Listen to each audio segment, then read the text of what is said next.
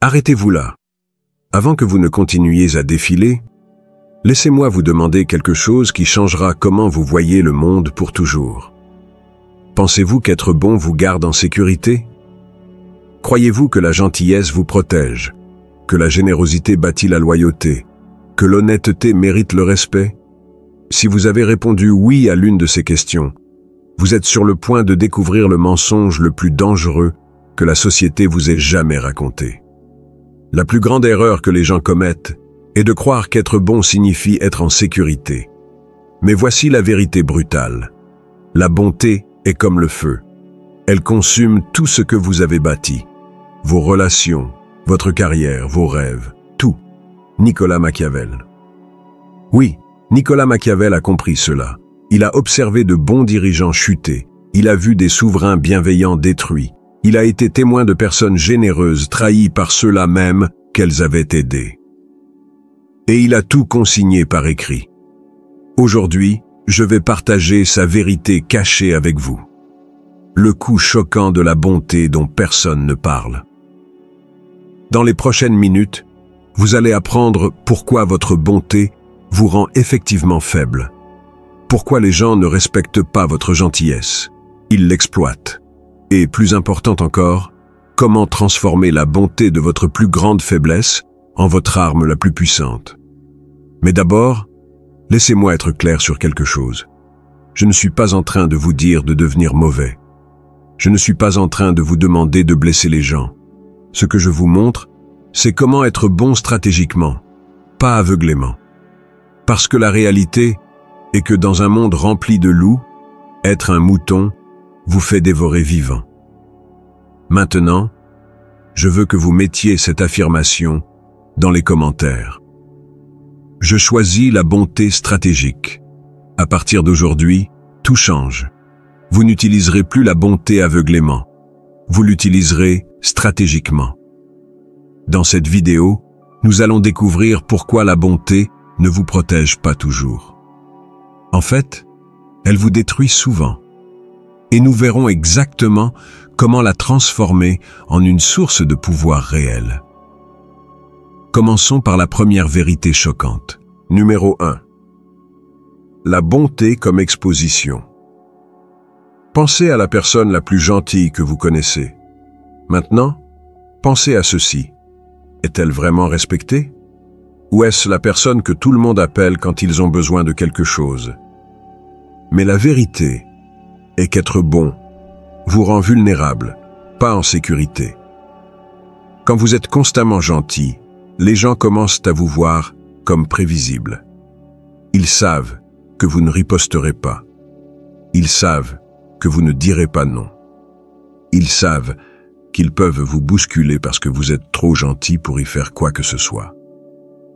Vous devenez le paillasson du bureau, l'ami qui paie toujours le dîner, le membre de la famille qui dit toujours oui pour aider, même quand ça vous blesse. Laissez-moi vous parler de cette personne. C'était le meilleur chef d'équipe que j'ai jamais rencontré.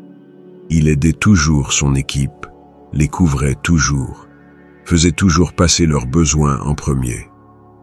Devinez ce qui s'est passé? Ils ont promu quelqu'un d'autre à sa place. Pourquoi? Parce que les gens gentils ne ressemblent pas à des leaders.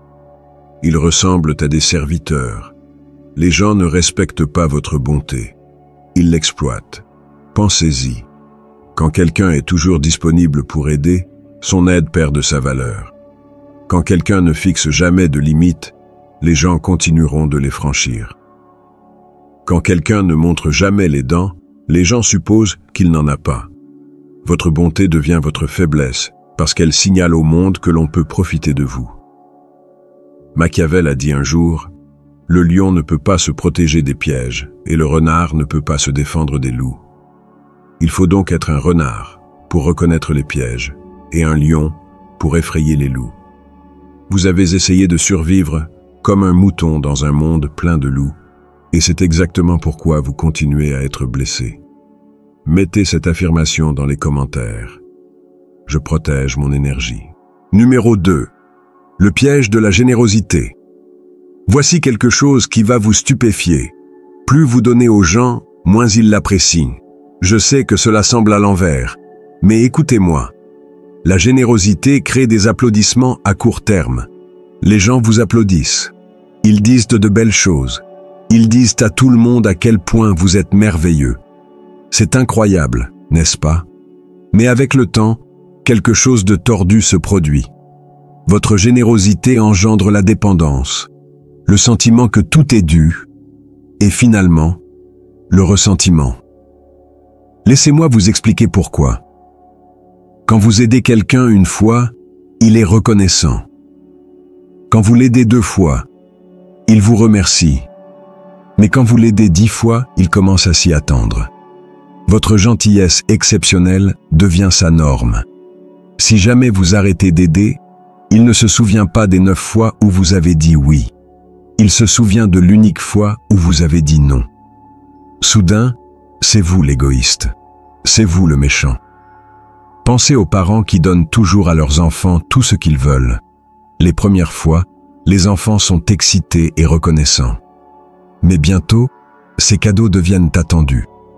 Le nouveau téléphone n'est plus spécial. C'est juste ce que papa et maman font. Et si jamais les parents disent non à l'achat de quelque chose, les enfants se mettent en colère et les traitent d'injustes. La même chose se produit dans les amitiés. Vous réglez toujours l'addition au dîner. Vous conduisez toujours tout le monde partout. Vous aidez toujours les gens à déménager. Au début, ils apprécient. Mais finalement, ils arrêtent de dire merci. Ils supposent simplement que vous allez vous en charger. Et si jamais vous avez besoin qu'ils vous rendent l'appareil, ils sont soudainement trop occupés. C'est le piège de la générosité. Vous donnez et donnez jusqu'à ce que donner devienne votre identité. Et au moment où vous avez besoin de recevoir, ou même simplement d'arrêter de donner, vous devenez le méchant dans l'histoire de tous les autres. Votre générosité constante ne bâtit pas la loyauté. Elle bâtit la dépendance. Les gens deviennent accros à ce que vous donnez.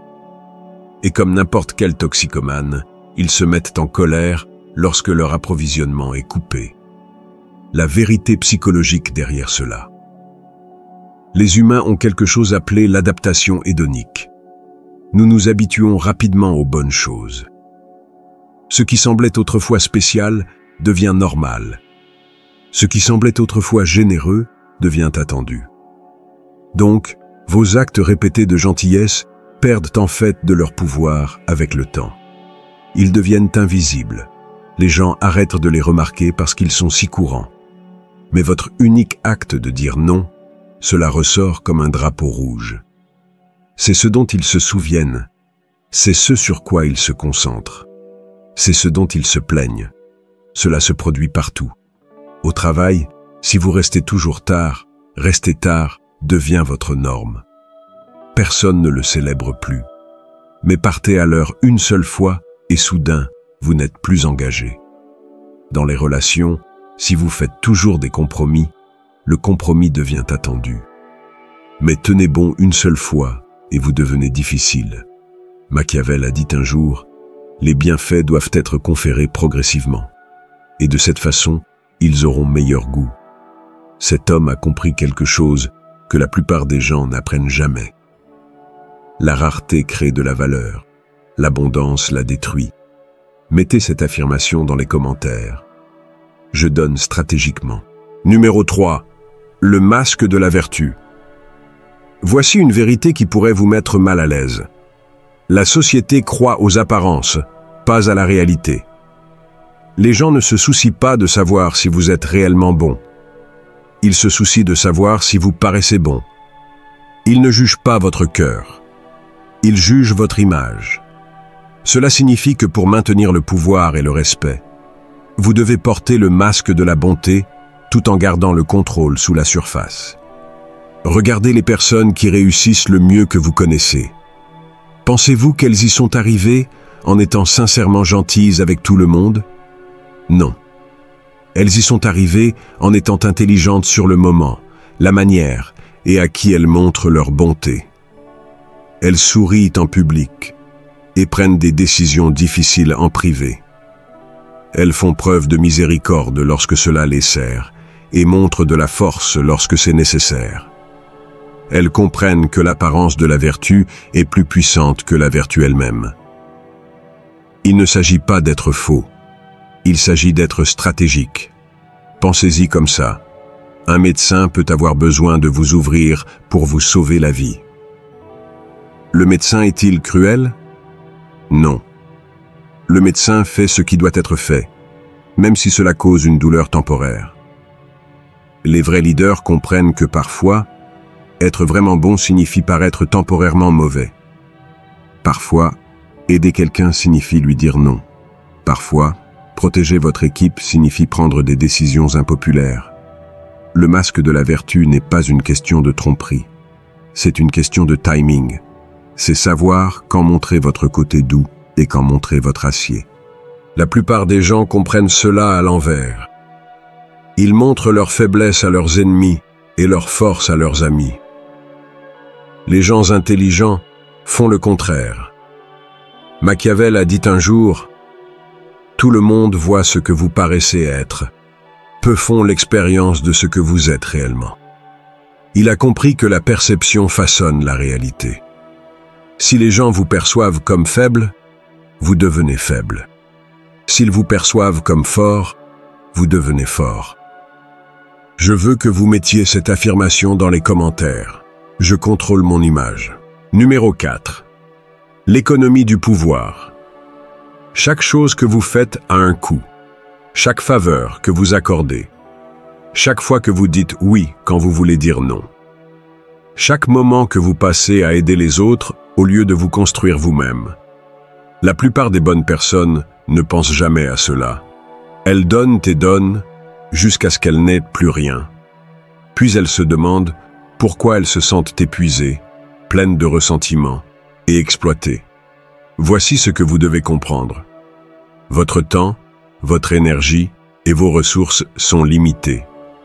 Quand vous les dépensez pour les autres, vous en avez moins pour vous-même. Ce n'est pas égoïste de le reconnaître. C'est mathématique.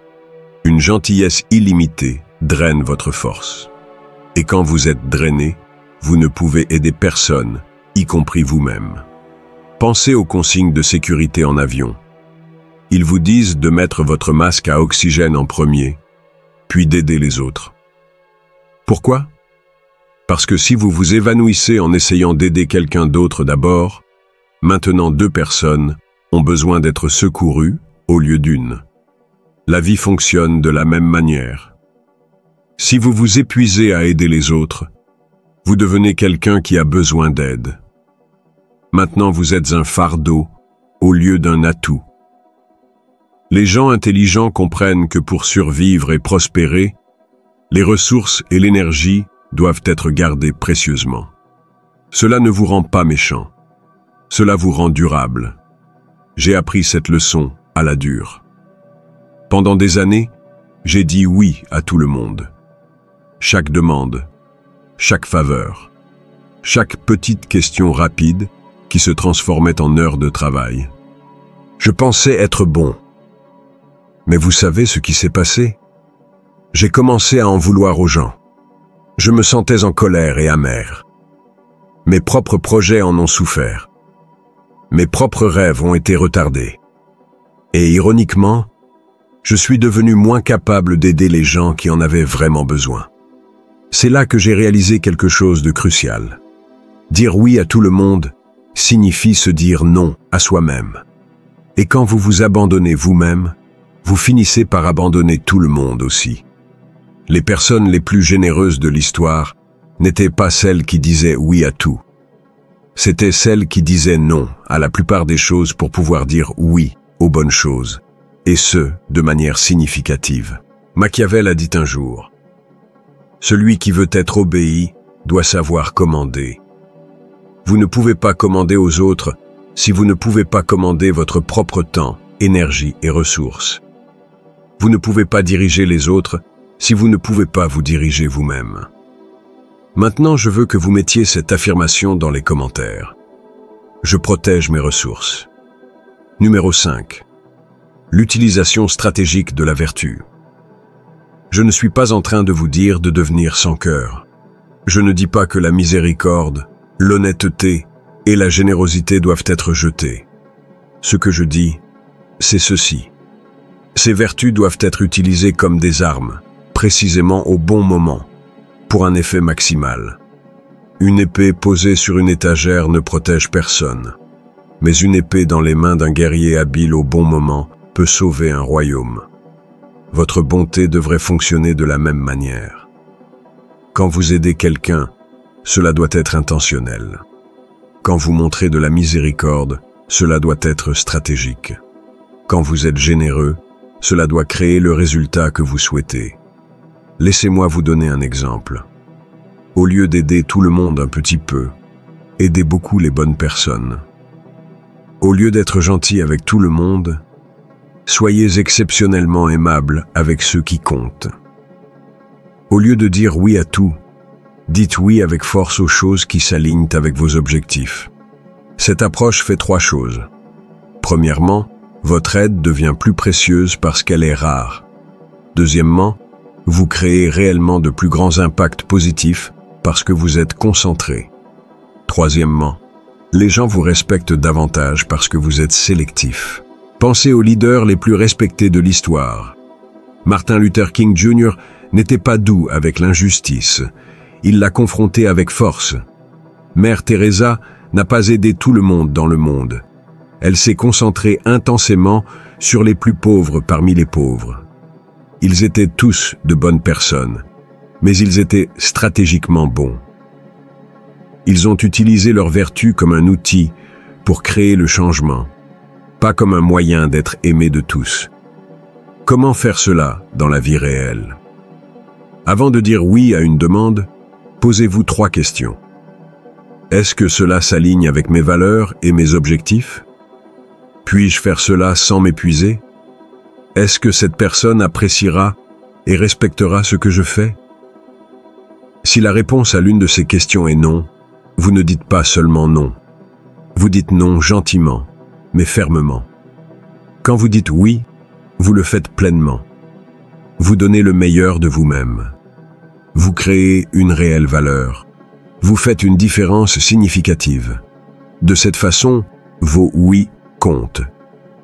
On se souvient de votre aide. Votre générosité crée la loyauté, au lieu du sentiment que tout est dû. Machiavel a dit un jour, « La promesse donnée était une nécessité du passé. La parole rompue est une nécessité du présent. » Ce qu'il voulait dire, c'est ceci.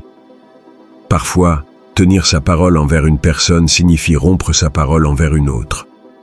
Parfois, être bon envers sa famille signifie être ferme avec ses collègues de travail.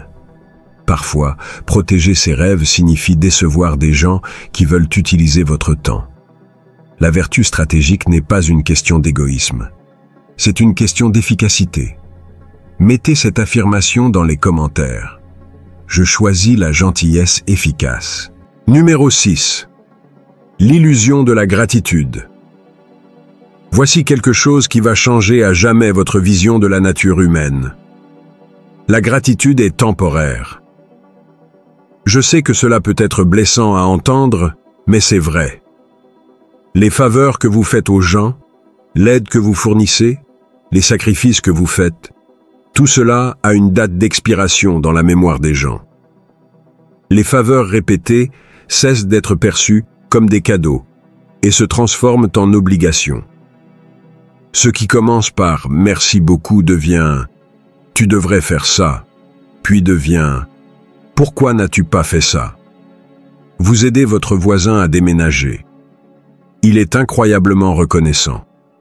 Vous l'aidez à déménager à nouveau 6 mois plus tard. Toujours reconnaissant, mais moins enthousiaste. Vous l'aidez une 3e fois. Maintenant, il s'y attend tout simplement. La 4e fois qu'il a besoin de déménager, il ne demande même pas. Il suppose juste que vous allez aider. Et si vous ne pouvez pas, soudain, c'est vous le méchant. C'est la psychologie humaine. Nous nous adaptons au bon traitement. Nous le tenons pour acquis. Nous commençons à voir la gentillesse exceptionnelle comme un traitement normal. Au final, les gens se souviennent de l'avantage qu'ils ont tiré de vous. pas de la gentillesse que vous leur avez montrée. Ce schéma se répète partout. Dans les relations, sur les lieux de travail, dans les amitiés et les familles, la personne qui dit toujours oui devient la personne dont tout le monde attend qu'elle dise oui. L'aideur fiable devient le choix automatique pour chaque problème. Et quand cette personne fixe enfin une limite ou dit non, elle est traitée comme si elle avait trahi la confiance de tout le monde. Plus vous êtes constamment gentil, moins votre gentillesse est valorisée. Plus vous vous rendez disponible, moins votre disponibilité devient spéciale. Plus vous donnez sans rien demander en retour, plus les gens supposent que ce que vous donnez ne vous coûte rien. C'est l'illusion de la gratitude. Nous pensons que faire plus de bonnes choses rendra les gens plus reconnaissants. Mais en fait, cela les rend moins reconnaissants parce qu'ils attendent plus de bonnes choses. Les gens qui vous apprécient le plus sont souvent les gens que vous aidez le moins fréquemment. Les gens qui vous tiennent pour acquis sont généralement les gens que vous aidez le plus souvent. Cela ne signifie pas que les gens sont mauvais. Cela signifie que les gens sont humains. Et les humains ajustent naturellement leurs attentes en fonction de leurs expériences. Comprendre cette réalité psychologique ne signifie pas que vous devez arrêter d'être gentil ou serviable. Cela signifie que vous devez être stratégique à ce sujet. Fixez des limites. Rendez votre aide conditionnelle parfois. Laissez les gens expérimenter ce que c'est quand vous n'êtes pas là pour résoudre leurs problèmes. Machiavel a dit un jour, « Les hommes jugent généralement plus par l'œil que par la main, car tout le monde peut voir et peu peuvent ressentir.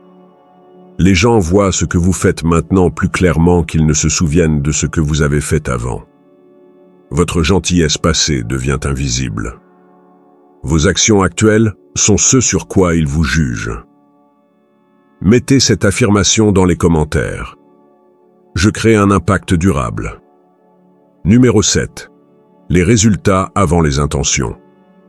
Le monde juge les résultats, pas les mobiles. Vous pouvez avoir le cœur le plus pur du monde. Vos intentions peuvent être en or. Mais si vos actions ne créent pas les résultats que vous voulez, rien de tout cela ne compte. L'histoire ne se souvient pas des gens qui voulaient bien faire. Elle se souvient des gens qui ont accompli des choses. Laissez-moi vous demander quelque chose. Préféreriez-vous qu'on se souvienne de vous comme de quelqu'un qui était vraiment gentil, mais qui n'a pas accompli grand-chose? Ou quelqu'un qui a pu sembler dur, mais qui a réellement rendu le monde meilleur? La plupart des gens choisissent la première option parce que cela semble plus sûr. Mais voici ce qu'ils ne réalisent pas. Être reconnu comme juste gentil signifie être complètement oublié. Vous voyez, il y a une vérité brutale mais indéniable. Parfois, être vraiment bon signifie faire des choses qui ne paraissent pas bonnes sur le moment. La gentillesse de surface crée souvent un confort temporaire, tandis que les décisions difficiles créent un impact durable. Un parent qui discipline son enfant n'est pas méchant. Il est bon en enseignant à l'enfant des leçons importantes. Un enseignant qui donne des notes sévères n'est pas cruel. Il prépare les élèves au monde réel. Un patron qui fixe des standards élevés n'est pas déraisonnable. Il aide son équipe à devenir plus forte. La vraie bonté concerne les résultats, pas les apparences. Il s'agit de créer des résultats positifs, pas seulement des sentiments positifs. C'est là que la plupart des bonnes personnes se trompent. Elles se concentrent sur le fait d'être aimées au lieu d'être efficaces. Elles choisissent le confort plutôt que la croissance. Elles choisissent la paix temporaire plutôt qu'un changement positif durable. Mais voici la vérité. Si vous n'obtenez pas les résultats que vous voulez de votre bonté, vous n'êtes pas assez bon. Vous êtes gentil, ce qui est différent. Les gens gentils évitent le conflit. Les gens bons résolvent le conflit. Les gens gentils disent aux gens ce qu'ils veulent entendre. Les gens bons disent aux gens ce qu'ils ont besoin d'entendre. Les gens gentils maintiennent le statu quo. Les gens bons créent un changement positif. Le monde est plein de gens gentils qui n'accomplissent rien. Ce dont le monde a besoin, c'est de plus de gens bons qui obtiennent des résultats. Machiavel a dit un jour, « La fin justifie les moyens ». Bon, cela ne signifie pas que vous devriez faire des choses mauvaises pour atteindre de bons résultats. Ce que cela signifie vraiment, c'est que vos bonnes intentions n'ont pas d'importance si elles ne créent pas de bons résultats. Les gens ne vivent pas dans votre cœur. Ils vivent avec les conséquences de vos actions. Alors souvenez-vous de ceci. La vraie bonté exige du courage. Elle exige que vous donniez la priorité aux résultats sur les apparences. Elle exige que vous arrêtiez de demander « Vont-ils m'aimer ?» et que vous commenciez à demander « Est-ce que cela va réellement améliorer les choses ?» En fin de compte, les gens ne se souviendront pas de vos intentions. Ils se souviendront de ce que vous avez bâti, de ce que vous avez changé et de ce que vous avez laissé derrière vous. Mettez cette affirmation dans les commentaires. Je me concentre sur les résultats. Numéro 8. L'héritage et la survie. Parlons de ce qui compte vraiment. Comment on se souviendra de vous et ce que vous laisserez derrière vous. L'histoire n'honore pas les simplement bons. Elle honore ceux qui ont survécu, enduré et transformé leurs résultats en grandeur. Pensez-y un instant. Pouvez-vous nommer 5 personnes gentilles de l'histoire? Probablement pas. Mais vous pouvez probablement nommer 5 personnes qui ont créé un changement durable, même si elles n'étaient pas toujours agréables à côtoyer. Steve Jobs n'était pas connu pour être gentil. Il était exigeant, perfectionniste et souvent difficile. Mais il a créé des produits qui ont changé la façon dont des milliards de personnes vivent. Ce que je dis, c'est qu'il vaut mieux qu'on se souvienne de vous pour avoir fait une différence que d'être oublié pour avoir été agréable. Voici ce que la plupart des gens ne comprennent pas à propos de l'héritage. Vous ne pouvez pas laisser une marque positive sur le monde si vous ne survivez pas assez longtemps pour en laisser une. Et la survie, en affaires, dans les relations, dans la vie, exige plus que le simple fait d'être bon. Elle exige d'être intelligent, stratégique et parfois dur. Les personnes les plus gentilles du monde ne peuvent aider personne si elles se font écraser par ceux qui profitent d'elles. Les personnes les plus généreuses ne peuvent rien donner si elles donnent tout trop tôt. Les personnes les plus honnêtes ne peuvent pas dire la vérité si elles sont réduites au silence par ceux qui préfèrent les mensonges. Vous devez d'abord survivre. Ensuite, vous pouvez prospérer. Ensuite, vous pouvez créer l'héritage que vous voulez. Cela signifie vous protéger pour pouvoir protéger les autres. Vous renforcer pour pouvoir élever les autres. Devenir fort pour pouvoir aider les faibles. Ce n'est pas égoïste, c'est stratégique. Ce n'est pas cruel, c'est prudent. Il ne s'agit pas d'abandonner la bonté. Il s'agit de la préserver pour qu'elle puisse réellement faire une différence. Regardez les gens qui créent un changement positif durable dans le monde. Ce ne sont pas des personnes faciles à manipuler. Ils ne cherchent pas à plaire à tout le monde. Ils n'ont pas peur de dire non, de fixer des limites et de prendre des décisions difficiles.